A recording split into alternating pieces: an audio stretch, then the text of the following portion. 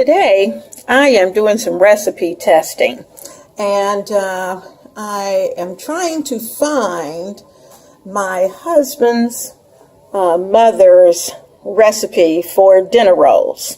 He talks about those rolls like they were little puffs of gold. And so, because I guess because they were so light, and evidently when she made them, they disappeared like lightning. And so, I'm trying a recipe today that I'm going to take you on the journey. That's just what we're going to do. We're going to journey through it. We're going to work our way through it. And while I'm there, I'm also working on some ribs. I've got ribs over there in the oven preparing. So this week is going to be one of those weeks where we're doing a lot of multitasking. So rolls right now, ribs later. So let's take a look at these rolls. The first thing we need to have in our bowl is, that's my oven getting ready, is 4 cups of flour. Now I'm going to put the 4 cups of flour in our bowl. Everything's been measured out. Whew. Did you get the puff? I did. I'm going to take those 4 cups of flour out, put them into my bowl. This is going to be a very moist roll, and hopefully a very light roll. That's what we're searching for. Light and moist, all those good things. Now, in this mix, we're also going to put in, let's see what I got here. I've got sugar, and I'm purposely going to take out, I think I'll take out about half a tablespoon, because I'll put that in with the yeast. So I'm going to take that half a tablespoon out, but the rest of the sugar is going to go over here. And then on the other side, I'm going to put in a teaspoon of salt. I kind of like adding them on the opposite side of each other. Got those little dishes, you know, that I really like, that I used for our freezer prep. I'm also going to put in the center, I've made a well here, and I'm going to add in an egg. Now what I'm going to do is that I'm going to allow this to mix, and once it gets happy, once I start the mix, and I'll do the mixing while the yeast is getting prepped.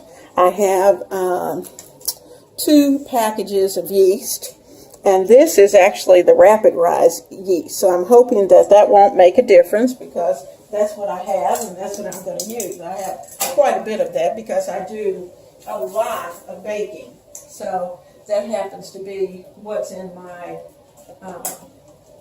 pantry.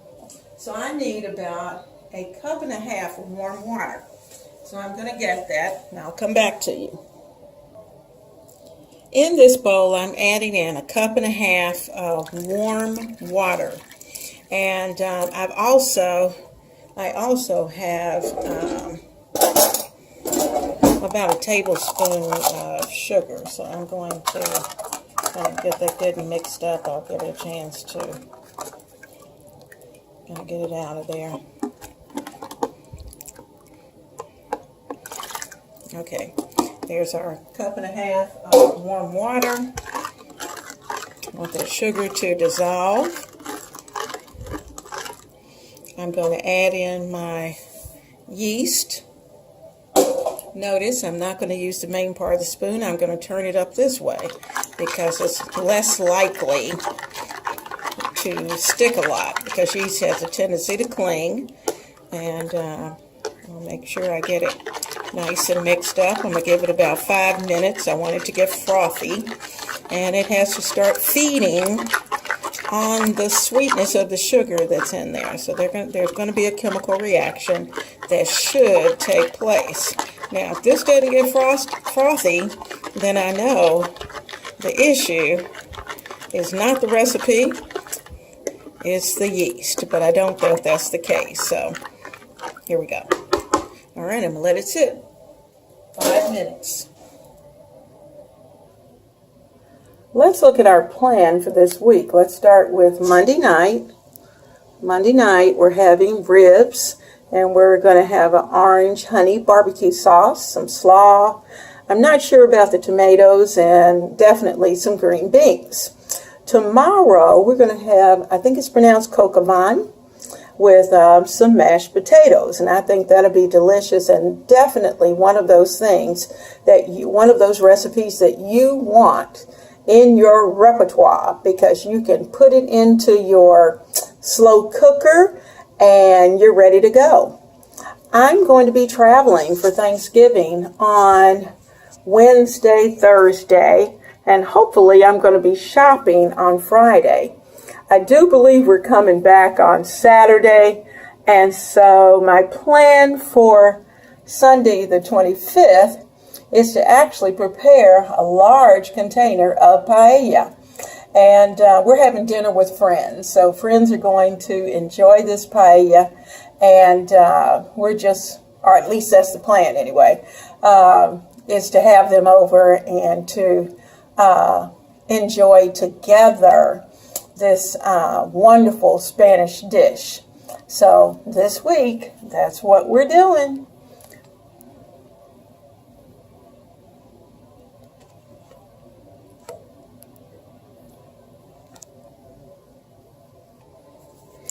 All right, in my mixer, I am mixing up the sugar, the salt, the egg, and I'm just taking my spatula and kind of pushing it down in there. I'm going to let it go for just a few minutes until my yeast is ready.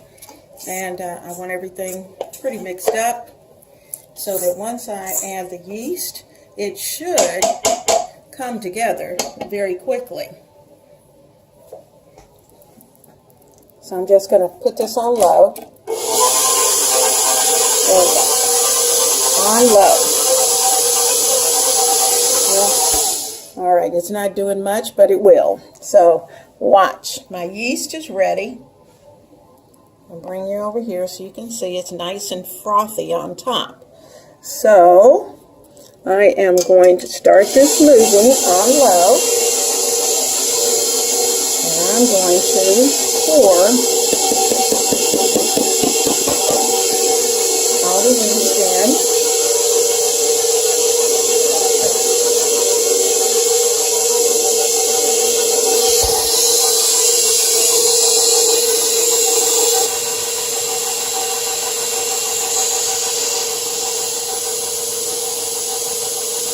I think I'll put this on 2.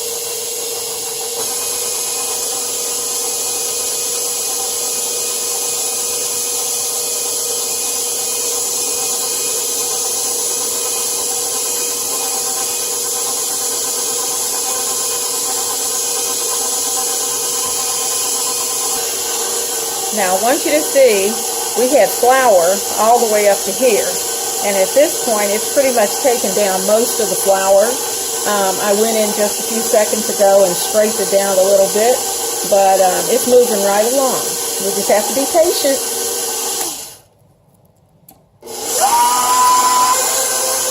Now we've just about gotten all of the flour into the mixture. I'm going to time this for the next 7 minutes. 7 minutes exactly. And at the end of 7 minutes, I'm going to take it down and we're ready to start rolling.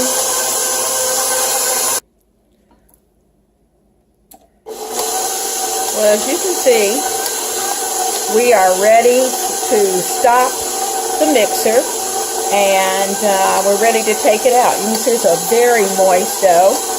And it's ready to go. Smells great. Let's take it out. See if I can get a better angle.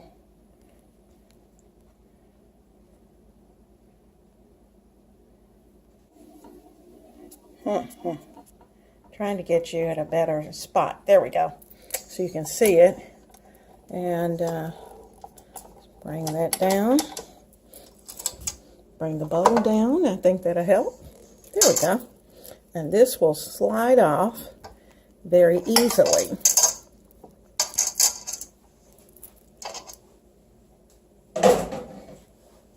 Now what I'm going to do is that I'm just going to give it a teeny tiny bit of flour, just enough to pull it all together, and then I'm going to let it rest for the next hour so it can rise.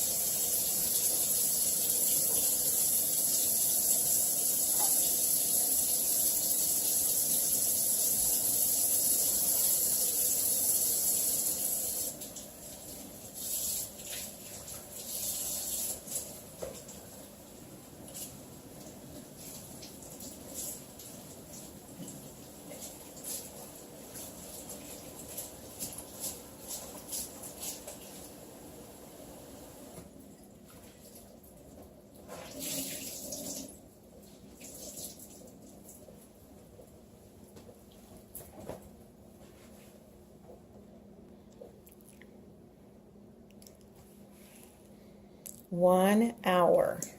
I thought I had you on, but there it is. It's all oiled and ready.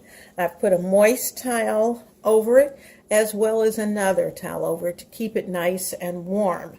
I'm going to place it into the microwave so that it's draft free, and I'm going to let it rise for an hour. See you then. As you can see, the bread has risen, the dough has risen, and we're going to divide it into rolls. I'm thinking this might give us about 18 rolls. I've put just a light dusting of flour on the surface. I'll put just a little bit on top. And I'm going to take the air out.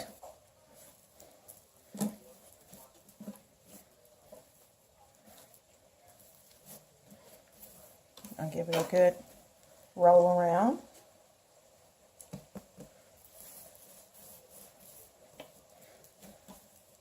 And what I'm going to do is that I'm going to divide this into rolls. I've got my cutter. Always start in the middle. I think you can see this. Okay, we're going to start in the middle. Start here. Take your middle on each end. Let's see if I can quiet things down a little bit. Hear the big guy giggling on the phone. Okay, then cut those into half. And then each of those into half.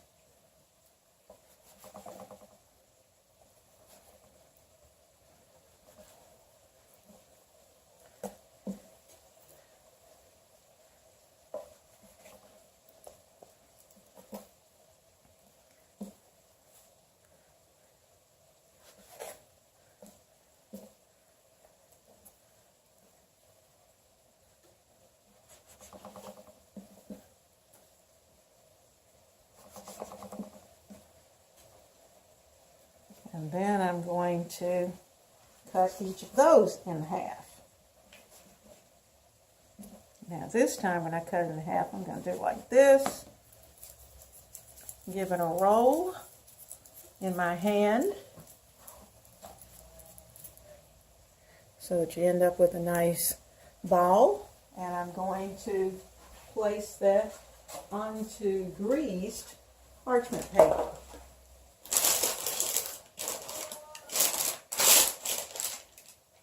Grease, just a moment.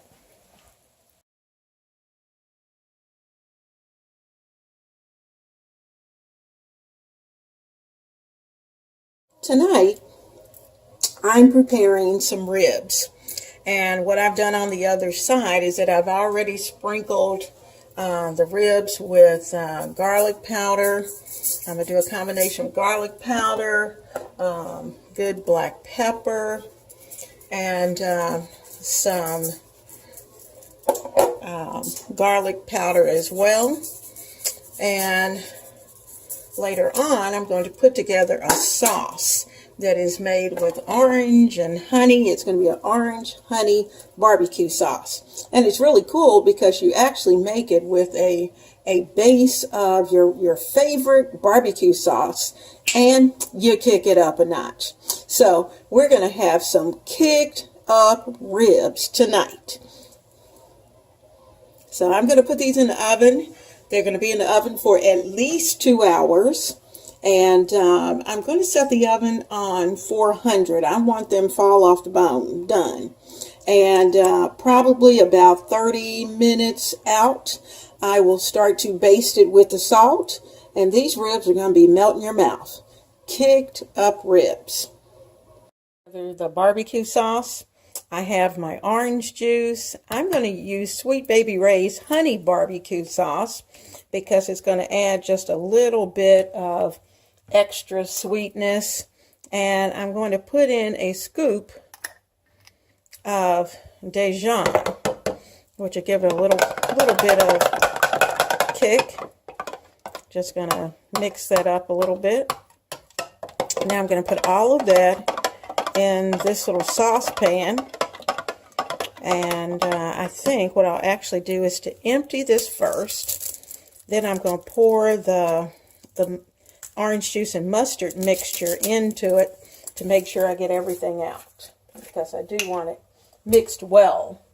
So let me get that done.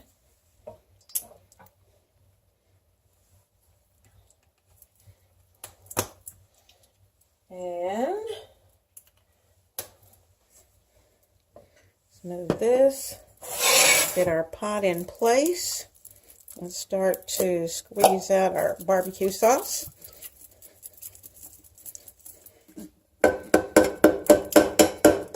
You know, Italian mamas never, and black mamas, never, ever leave anything in the container. So we need to pour some liquid in there.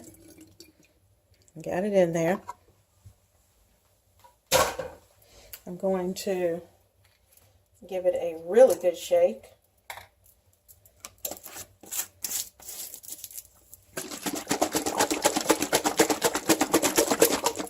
You can see it in there. It'll change colors.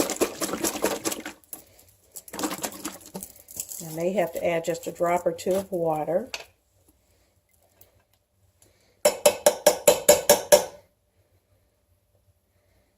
Let me get just a smidget.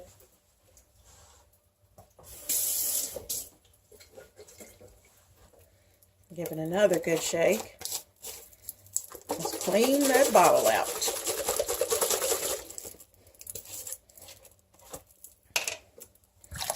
There we go. Now I'm going to let this simmer until the ribs are done, and it's time to start basting. Like I said, I'll start somewhere probably in the next half an hour or so. I'll put on the first layer. Oh, one more thing I think I'm going to add. Let me taste that. That's good. But I think I'm going to kick that up a notch. I'm not going to use this spoon. I'll be right back. Okay, this is not Jack Daniels. This is actually Crown Royal. I'm going to put that in. That's about 1/3 of a cup. I'm going to give it another stir.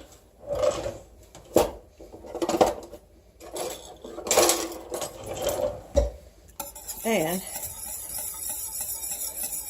the alcohol will actually cook out.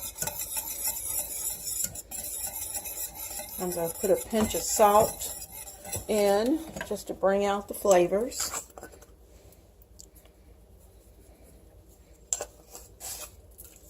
Don't want to put too much because I've already salted the ribs. Or actually, I didn't salt the ribs because I didn't want them to be tough. But I'm going to let this continue to cook. And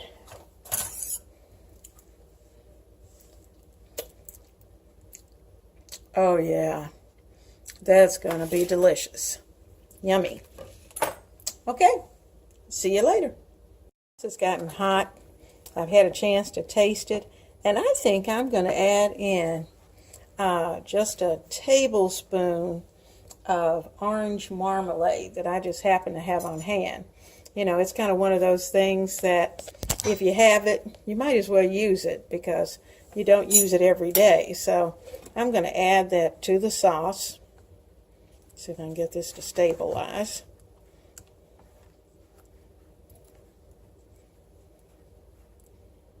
There we go. And put it into the sauce. Oh, covered it up. 1 glob of orange marmalade. Okay, and I'm going to let that melt into the sauce. See how nice it coats. That with the orange juice, I think it's just going to give it a really good flavor.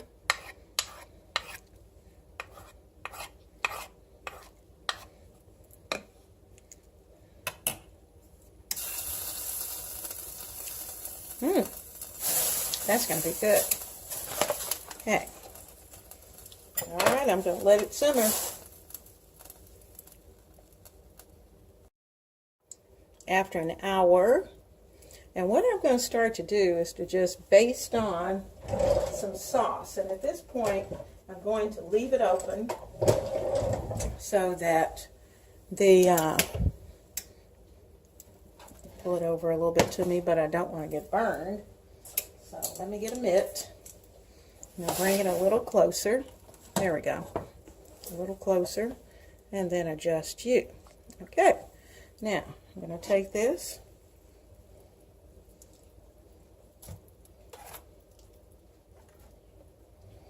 I think what I'll do is to pour a little bit of this into a bowl. I don't want to really contaminate all of it.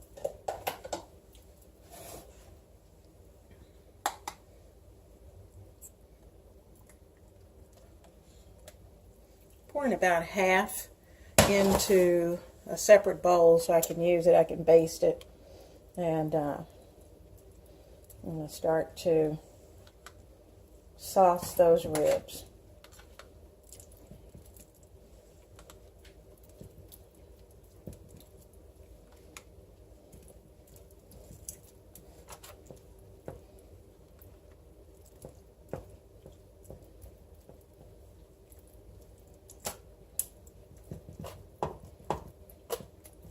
My oven's on 400, so it's going to start to get a good coating of sauce. I'm going to flip those over, and I'm going to coat the other side and bring you back. Okay, I've turned them over. Going to put a good layer of sauce on them. Put them back in the 400-degree oven. Don't forget the bones. You're putting the sauce on.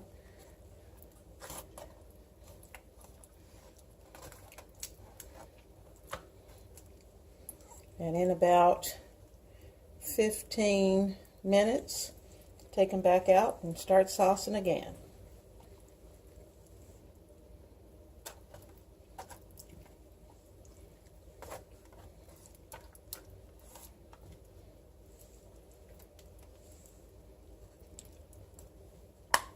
Okay.